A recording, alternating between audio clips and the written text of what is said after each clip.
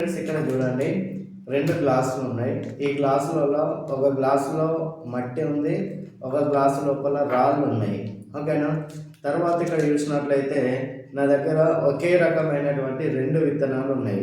ఈ 2 విత్తనాలకు వచ్చేసి ఒకే రకమైనటువంటి పొటెన్షియల్, ఒకే రకమైనటువంటి పవరు, ఈ రెండింటికి సరి అయినటువంటి అర్హతలు ఉన్నాయన్నమాట. అయితే ఇక్కడ చూడండి ఫ్రెండ్స్, నేను ఇప్పుడు ఒక విత్తనాన్ని తీసుకొని నేను ఈ మట్టిలో వేసింది అనుకుందాం. ఓకేనా. ఈ విత్తనం మట్టిలో పడ్డదంటే ఇది మొలకెత్తదా? ఎస్, మనందరికీ తెలుసు ఏ విత్తనమైనా మట్టిలో పడిందంటే అది ఖచ్చితంగా మొలకెత్తే అవకాశాలు 100% ఉంటాయి. ఒకవేళ ఇదే అర్హత కలిగిన సేమ్ దీనికి ఉన్నటువంటి పవరు, దీంట్లో ఉన్నటువంటి అన్ని రకాల పొటెన్షియల్ ఈ విత్తనంలో కూడా ఉంది. ఇప్పుడు ఈ విత్తనం అనేది ఈ రాళ్ళలో పడింది అనుకుందాం. ఈ విత్తనం అనేది రాళ్ళలో పడినప్పుడు ఇది పెరిగే అవకాశం ఉందా? ఎస్, మనందరికీ తెలుసు ఈ విత్తనం పెరిగే అవకాశం అనేది లేదు.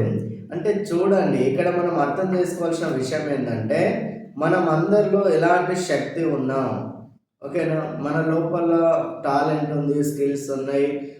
ఎలాంటి విషయంలోనైనా మనం గెలిచే అంత అన్ని విషయాలు మనకు తెలుసు.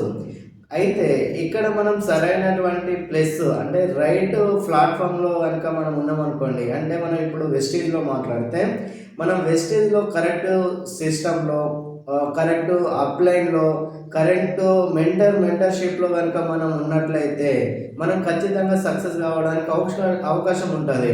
అదే వెస్టేజ్ అనే ప్లాట్ఫామ్లో నెగిటివ్ మైండ్ సెట్ ఉన్నటువంటి అప్లైన్ కానీ, నాలెడ్జ్ లేని అప్లైన్ కానీ, ఓకేనా, ఇలాంటి అప్లైన్ చేతులు ఉన్నట్లయితే గ్రోత్ అనేది కనిపిస్తుందా?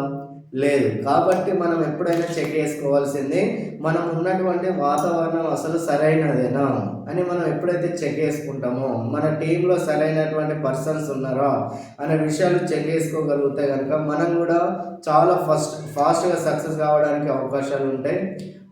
Okay, thank you. Wish you well, all the best.